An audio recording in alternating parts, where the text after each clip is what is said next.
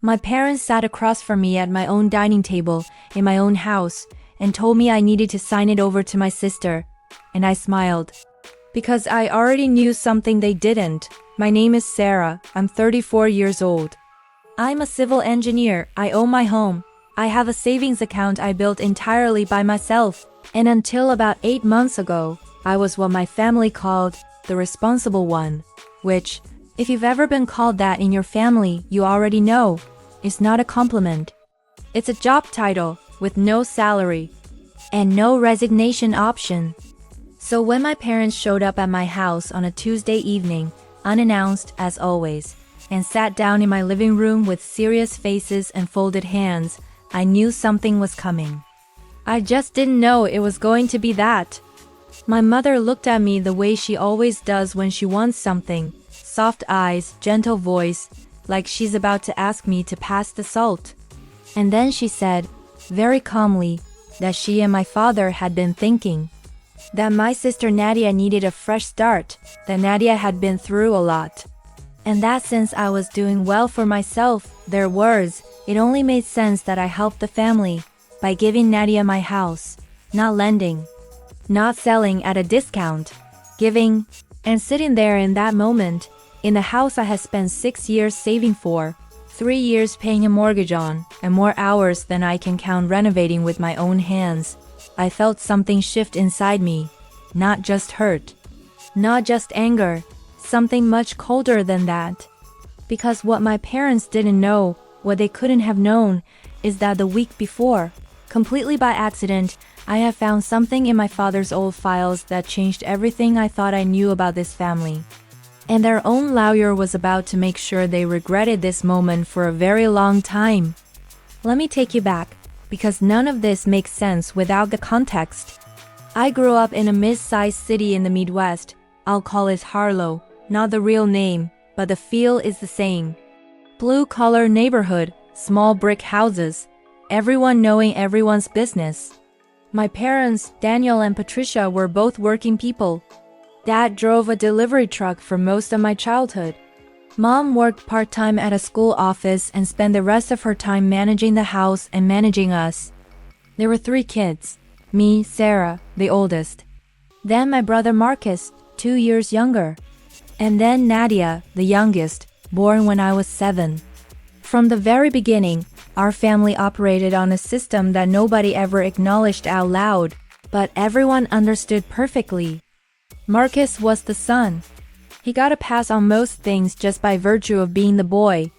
He could mess up, come home late, fail a class, and my father would sigh and say boys will be boys. Marcus eventually found his footing. He's a decent person now actually, and largely stays out of family drama. But growing up, he was simply exempt from the expectations that applied to the rest of us. Nadia was the baby. The one my mother dressed in matching outfits and called her Little Miracle because she was born after my parents had 2 miscarriages between Marcus and her. I understood that even as a child. I understood why they were soft with Nadia. I never resented her for it, at least not then. And then there was me. I was the one who helped with dinner, who stayed up with Marcus when he was sick because mom was exhausted, who helped Nadia with her homework because she'd wait until 9 p.m. to start it and then cry. I was the one who graduated high school with honors without anyone making a big deal out of it, because my father had worked overtime that week and couldn't make the ceremony, and my mother was taking Nadia to a dance recital. I should have seen the signs then. But I was 17, and I thought that was just how families worked. That some people carried more, and that was okay because everyone had a role. I got a partial scholarship to State University for engineering. My parents contributed a small amount. I want to be fair here, they did contribute, and I took out loans for the rest. I waitressed on weekends. I lived in the cheapest housing I could find. I graduated in 4.5 years. During that time, Nadia graduated high school and immediately decided she wanted to find herself. My parents paid for her to take a gap year traveling, 13 months actually. When I mentioned, gently, that I hadn't had that option, my mother said, "Well, Sarah, you never asked." I didn't ask. That's true.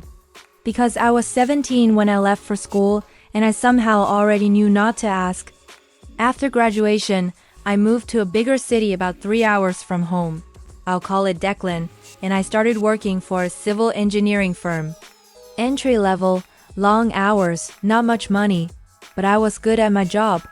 Within 3 years, I had been promoted twice. I was saving aggressively. I had a plan. By the time I was 28, I had enough for a down payment on a house. Not a fancy house. A 1970s split level in a quiet neighborhood that needed work. The roof was fine, the bones were fine, but everything inside looked like it hadn't been updated since the Carter administration. Avocado green appliances. Carpeting in colors that defy description. But it was mine. I closed on it on a Thursday in October, and I stood in the empty living room with a bottle of sparkling cider I'd bought at the grocery store, and I drank it alone, and I cried a little because no one in my family came. My parents said the drive was too far. Nadia didn't respond to my texts. Marcus sent a gift card and a voice note saying congratulations, which honestly was the most I expected from anyone, and I appreciated it. I told myself it was okay. That I was proud of myself. That I didn't need their applause, and I was proud. I genuinely was. But I would be lying if I said it didn't hurt. Over the next 3 years, I put my whole heart into that house. New kitchen. Refinished hardwood floors. A bathroom renovation I did partly myself after watching about 400 hours of YouTube tutorials. I landscaped the backyard. I built a small deck. People who visited said it looked like something out of a magazine. My mother visited exactly twice in 3 years. Both times, she pointed out things I hadn't done yet. I should have seen it then. The way she looked at the house, not at me.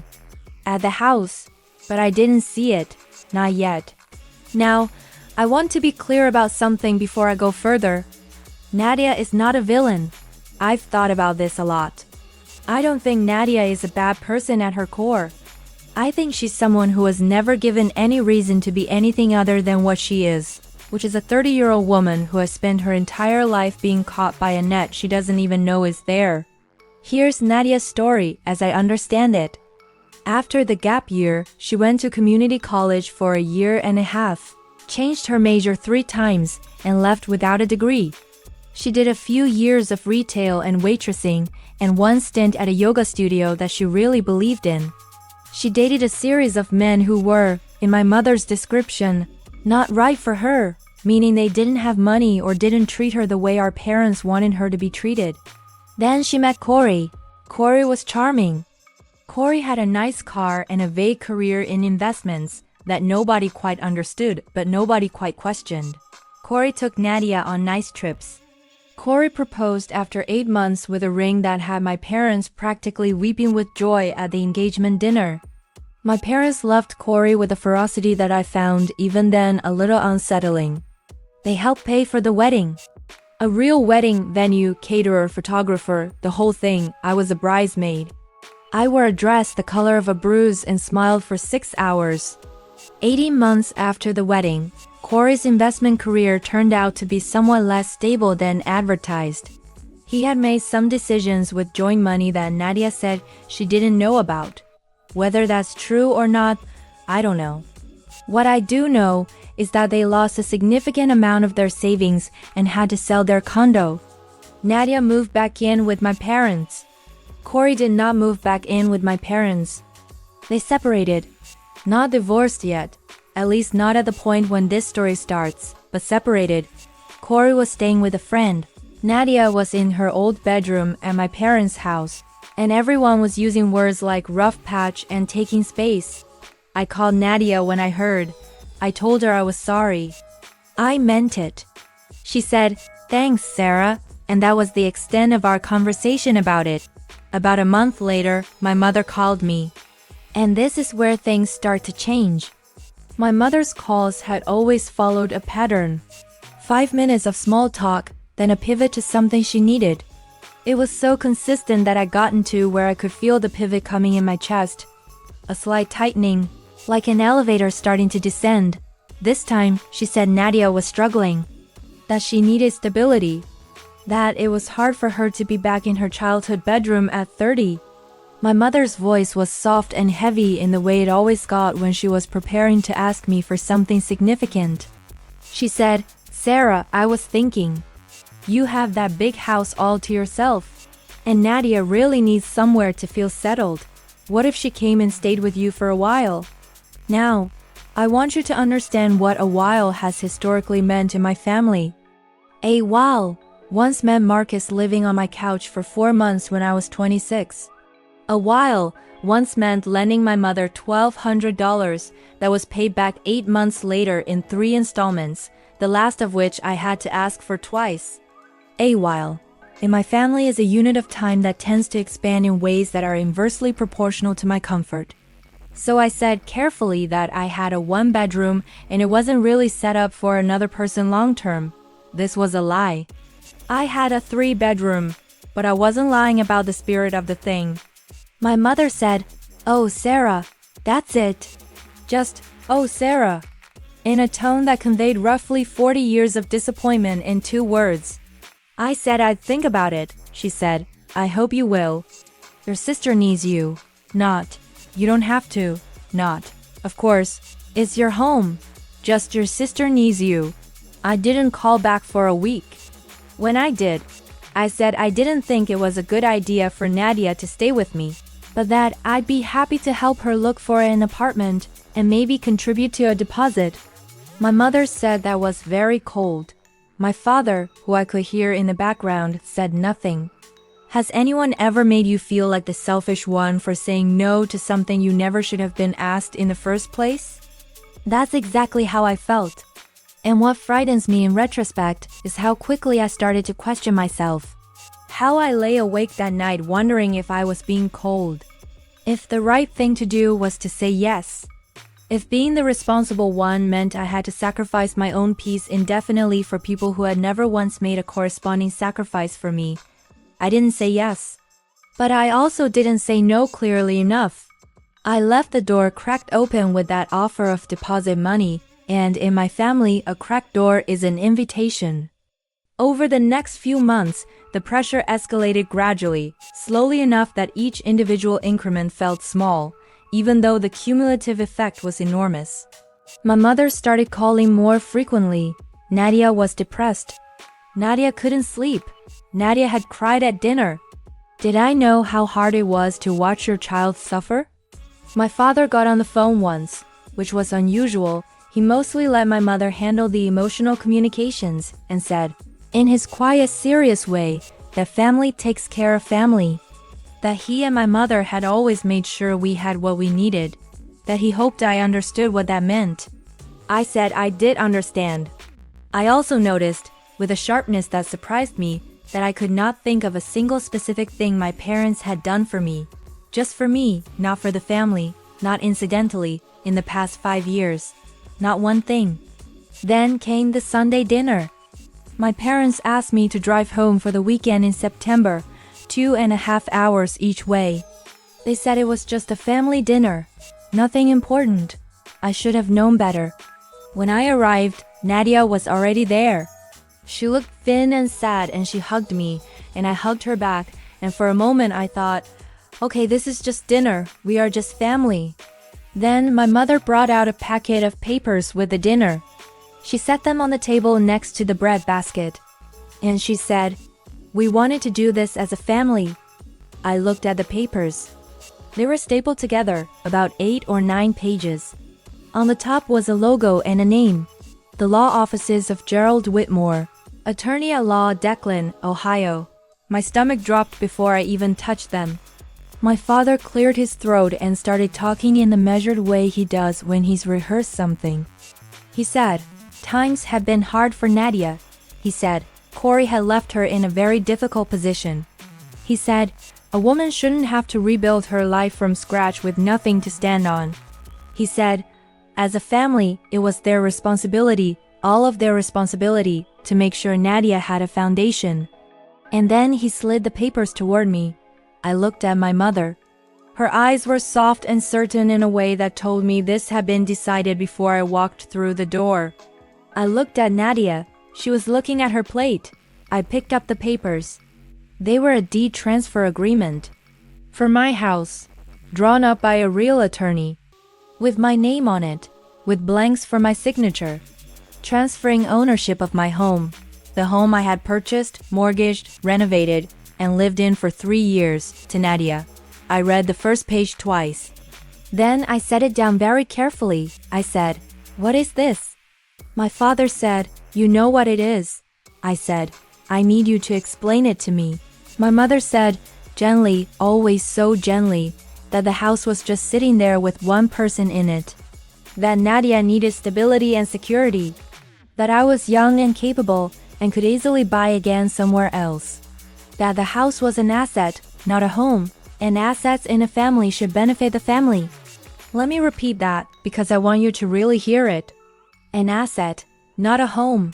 My home was an asset that I should give to my sister because I was capable. I sat there for a moment that felt like it lasted several minutes. There was bread on the table.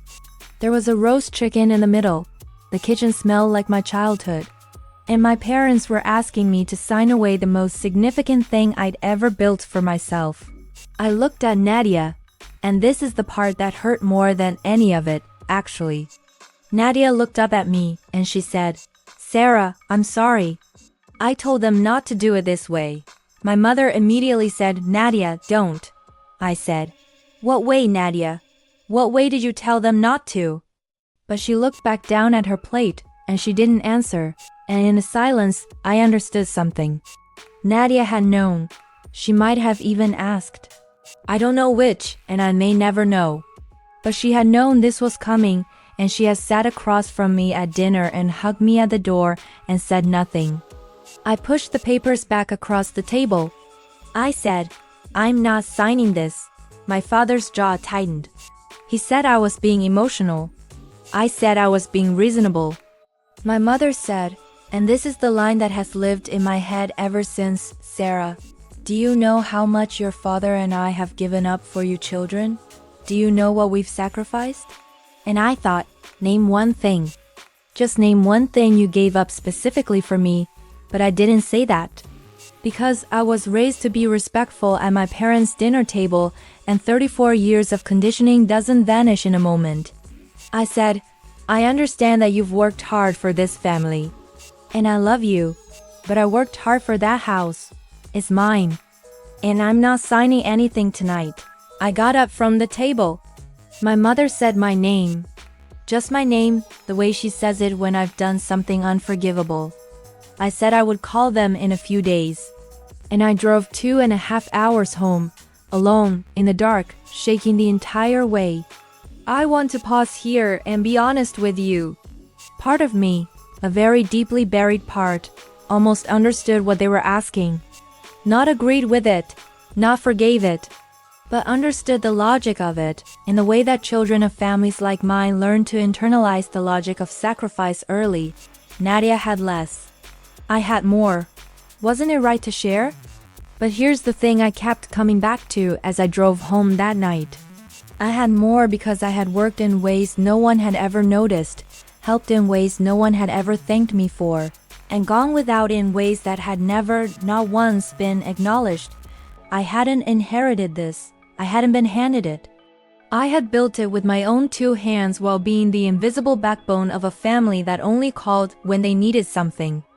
And now that backbone was supposed to quietly bend one more time. No. 3 days after the dinner, my phone rang. It was a number I didn't recognize. Declan, Ohio area code. I almost let it go to voicemail. I'm so glad I didn't. I picked up. The man on the other end introduced himself as Gerald Whitmore. The same Gerald Whitmore whose name was on the deed transfer papers my parents had set next to the bread basket. I gripped the phone tighter and didn't say anything. He said, "Miss Sarah, I was retained by your parents to prepare a transfer document, and I need to speak with you, not on their behalf. I want to be very clear, not on their behalf. Personally." I sat down. He said he'd been practicing property law for 26 years. He said that in those 26 years, He had occasionally been asked to prepare documents that he considered legally sound, but that he personally felt uncomfortable with. He said this was one of those times. He said he had pulled the deed on my property as part of the preparation process. And then he said something that made my whole body go still. He said, "Miss Sarah, are you aware that there is a second deed of record associated with your property?" I said, "What?" He said, carefully, professionally, that when he had searched the county recorder's office, he had found not just my current deed, but an older recorded document attached to the same address from before I purchased it. He said that under his professional obligation, he couldn't tell me what to do. But he said that before I made any decisions in either direction, I should go to the county recorder's office myself and request a full title history on the property. He said, "I want to make sure you understand your position fully. That's all I'm calling to say." I said, "Mr. Whitmore, did my parents ask you to call me?" He paused. He said, "No," he said. "They asked me to follow up about the signing." He said, "I'm not calling about the signing. Have you ever had a stranger do more for you in 3 minutes than your own family did in 34 years? That's how I felt when I hung up that call. I didn't sleep that night. I sat at my kitchen table with my laptop open and a glass of water I didn't drink, and I tried to figure out what he meant. I knew my house's history. I'd had a title search done before closing, as is standard. The house had been owned by an older couple who had built it in 1971. And then their daughter had sold it after they passed, and I had bought it from the estate. Clean title. That's what my closing attorney had told me. But something in Mr. Whitmore's voice, not alarm, just a very careful, deliberate precision, kept turning itself over in my mind. So the next morning, I called in late to work. And I drove to the county recorder's office. The county recorder's office is one of those places that smells like the 1980s, old carpet, fluorescent lights, the particular kind of quiet that settles into rooms where important things are filed and mostly forgotten. I gave them my address. I asked for a full chain of title. The woman behind the counter, older, reading glasses, unhurried, pulled it up and printed it out. It was 7 pages. I sat at a table in the corner and read every line. The first 4 pages were exactly what I expected. The original owners. The daughter's estate sale. My purchase. And then I turned to page 5. And there it was. A recorded document from 2007, 16 years before I bought the house. It was a quitclaim deed. From my grandfather, my father's father, to my father, Daniel. For the same address, my grandfather had owned my house. And he had deeded it to my father. I read that line 4 times. Then I turned to page 6. My father had sold the property in 2011, 2 years after my grandfather died, to the couple whose estate it eventually purchased from. My father had sold my grandfather's house. And he had never mentioned it. Not when I told my parents I was house hunting in Declan. Not when I told them I had found a place. Not when I closed on it and called them from the empty living room. Not once in 3 years of living there. He had sold that house, I would later find out, for $87,000 in 2011, and he had never said a single word. I sat in that county recorder's office for a long time. And then a thought arrived that I almost didn't want to let myself think. My grandfather. I had been my grandfather's favorite. Everyone knew it. He used to call me his engineer, because even as a little girl, I was always taking things apart and trying to figure out how they worked. He died when I was 24, during my first year at my engineering job. I had cried harder at his funeral than I cried at anything in my life. He had left a will. I remembered the will. I remembered the family gathering afterward where my father had handled everything and said the estate was modest, mostly sentimental items, and that everything had been settled. I had received a small jewelry box of my grandmother's, a few pieces, nothing valuable. I had treasured them. I had never seen the will itself. I drove to the courthouse. Probate records are public. That's something most people don't know.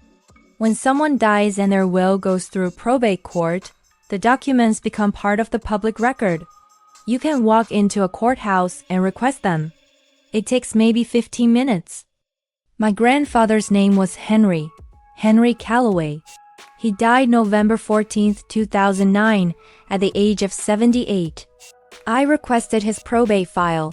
The clerk brought it out in a manila folder. I sat at a wooden table under the window and I opened it. The will was 3 pages. Handwritten, actually, properly notarized, but written in his neat, deliberate cursive that I recognized instantly. The kind of handwriting that doesn't exist anymore. I started reading. He had left his furniture to my father.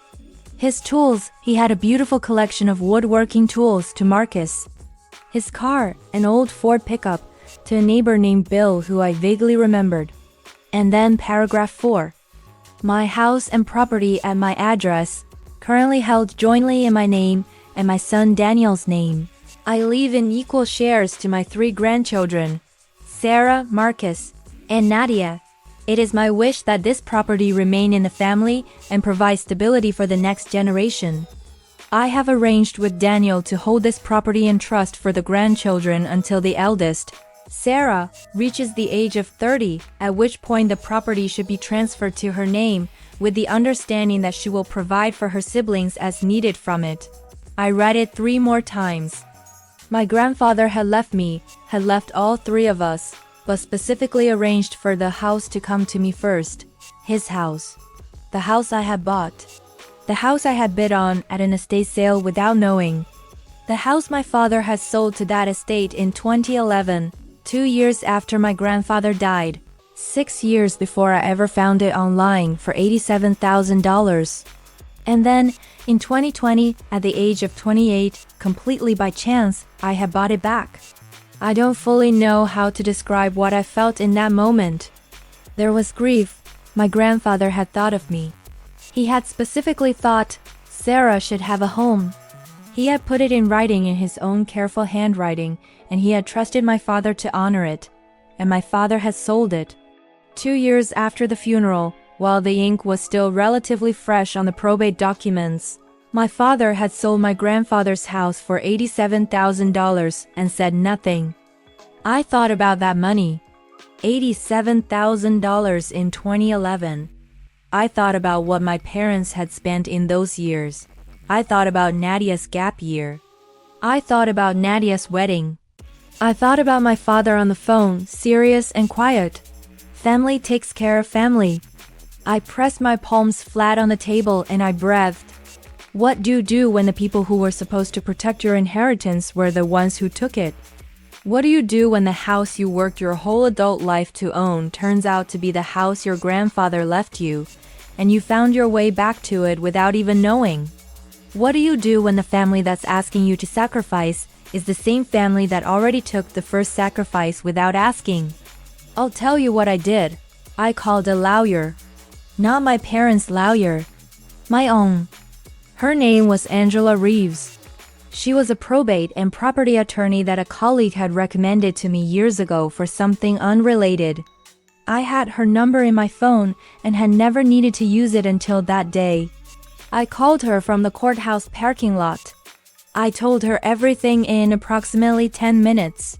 She was quiet for a moment. Then she said, "Can you come in tomorrow?" Angela's office was calm and orderly. She had the air of someone who had heard everything and was surprised by nothing, which at that moment was exactly what I needed. I brought her the deed transfer my parents had drawn up, the county recorder's full title history, and the probate file. She read everything carefully. Then she looked up at me over her reading glasses. And she said, "Sarah, you understand that the property was legally sold before you purchased it, so the title transfer your parents are requesting has no legal basis regardless." I said I had started to understand that. She said, "You also understand that your grandfather's will represents a clear statement of his intent, and that your father's decision to sell the property rather than honor that intent may constitute a breach of fiduciary duty."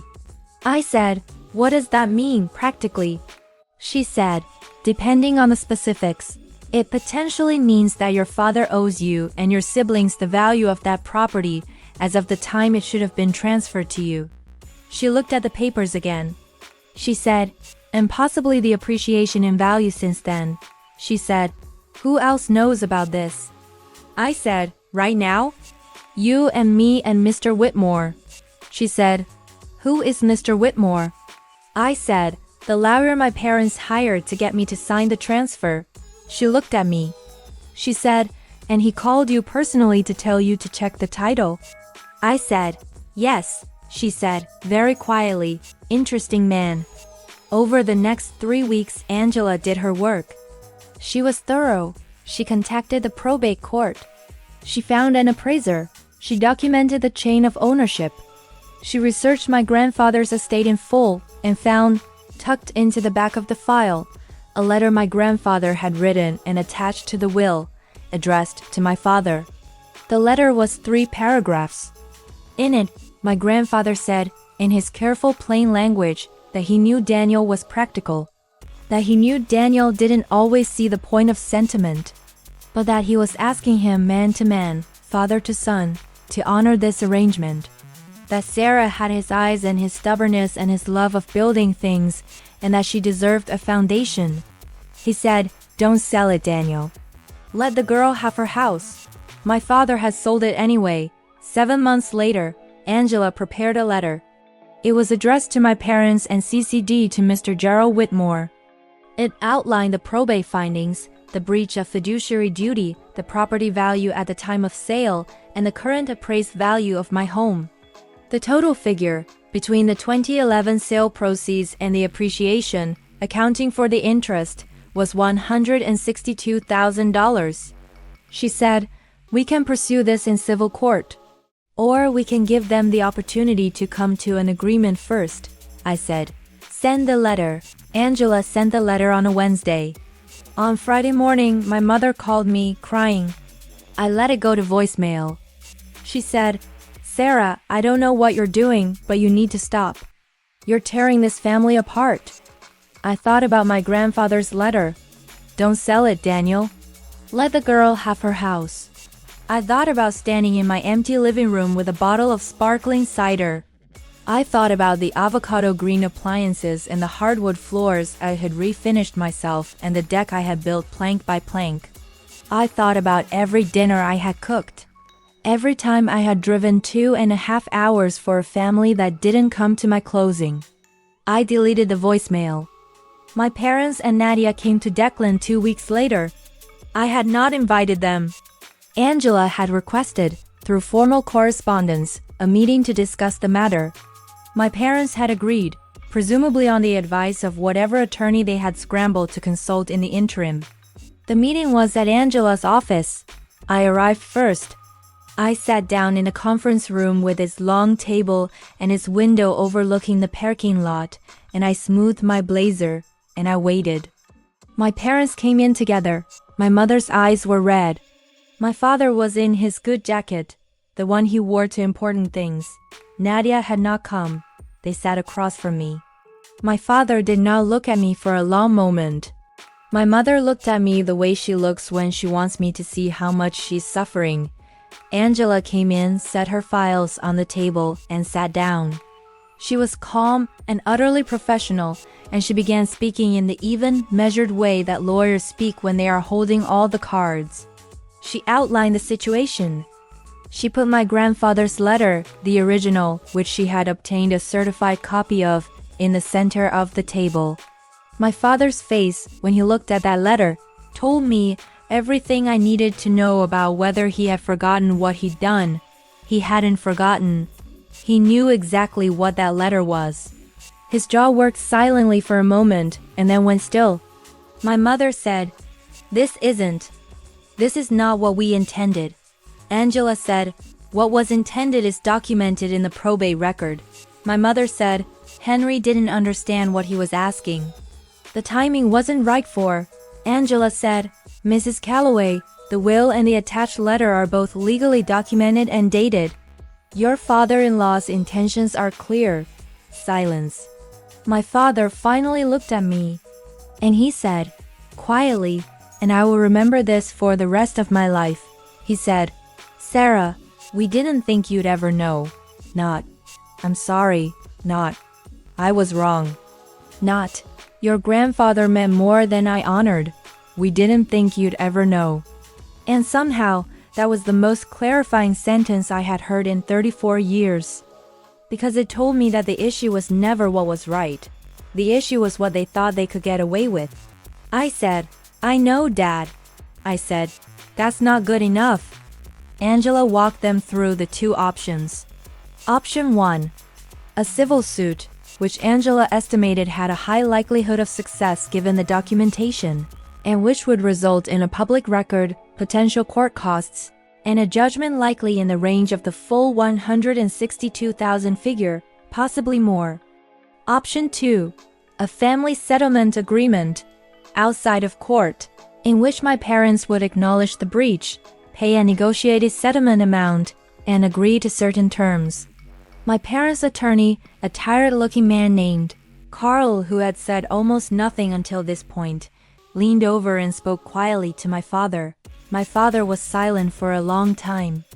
Then he said, "What terms?" Angela had prepared those too. The terms were this.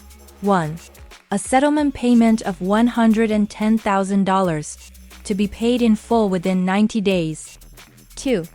A formally notarized acknowledgement that I was the sole legal owner of my home and that no future transfer claims had any basis. 3. A fund of $20,000 each to be set aside for Marcus and Nadia because my grandfather had intended the house for all three of us, and that mattered to me even now.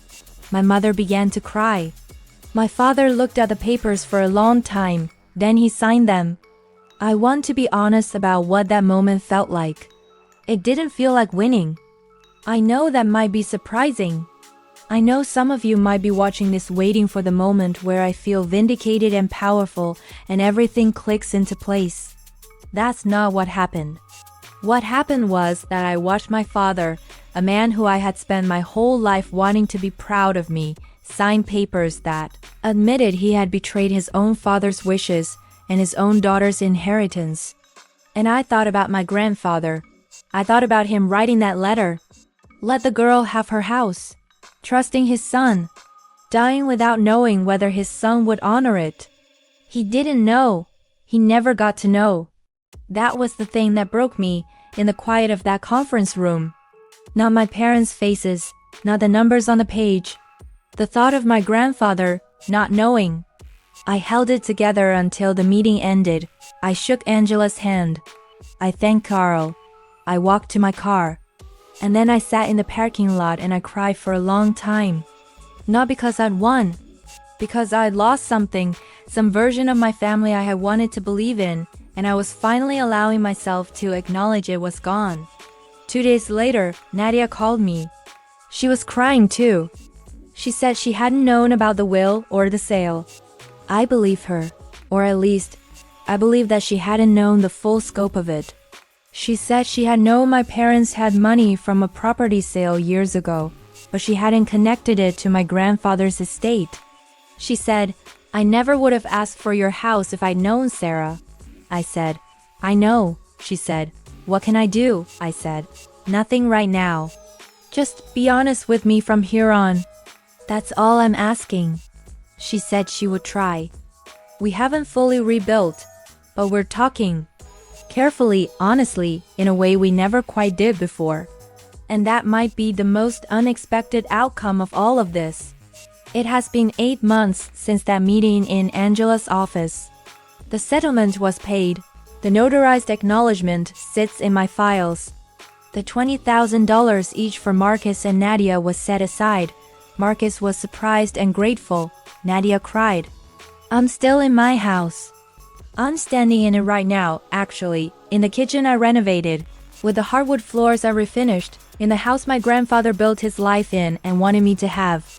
And I want to tell you something that I think is important. I do not speak to my parents regularly anymore. That's a strange thing to say out loud. I'm not sure I've fully processed what it means to be a daughter who has decided that certain relationships require more than she is willing to give and less than she deserves. It doesn't feel like victory. It feels like a door I stood in front of for a long time before I finally gently closed it. My mother called me on my birthday in March. I let it go to voicemail. She said, "Happy birthday, sweetheart. I hope you're well." I thought about calling back for a long time. I haven't yet. Maybe I will. Maybe I won't. I'm letting myself take time with it, which is something I was not able to do before, to let something be unresolved without feeling like the unresolvedness was my fault. If I have learned anything from all of this, and I've spent a lot of time sitting with it, I'm not going to pretend it was simple. It's this. Being the responsible one is not the same as being everyone's resource. I spent 34 years confusing the two. I thought that being dependable meant being available for anything. That being capable meant that my capability was a family asset to be allocated as needed. That love required me to shrink myself so that others could expand. None of that is true. Capability is yours. Your home is yours. Your labor is yours. And the people who love you, really love you, will not ask you to hand those things over at a dinner table while the chicken gets cold. There is one more thing I want to tell you. A few months after the settlement, I was working in the backyard. I'm building a garden bed along the back fence, which my grandfather would have appreciated, and I found something. In the corner of the yard, under the old oak tree, there was a flat stone, the kind people use as a garden marker. I had mowed around it for 3 years without looking at it closely. I crouched down and brushed the moss off. It said, carved in simple letters, H&M Callaway, 1971. My grandfather and my grandmother. They had put it there when they built the house. 53 years ago. And here I am. Thank you for being here for this. If any part of this story resonated with you, if you've ever been the one who carries, the one who gives, the one who's expected to sacrifice without anyone checking whether you're okay, I want you to know that your no is valid, your boundary is valid, and the house you built, whatever that house is for you, literally or otherwise, is yours. You don't owe it to anyone, not even family. Like this video if Sarah's story stayed with you. Drop a comment. Have you ever been the responsible one? Subscribe for more stories like this every week.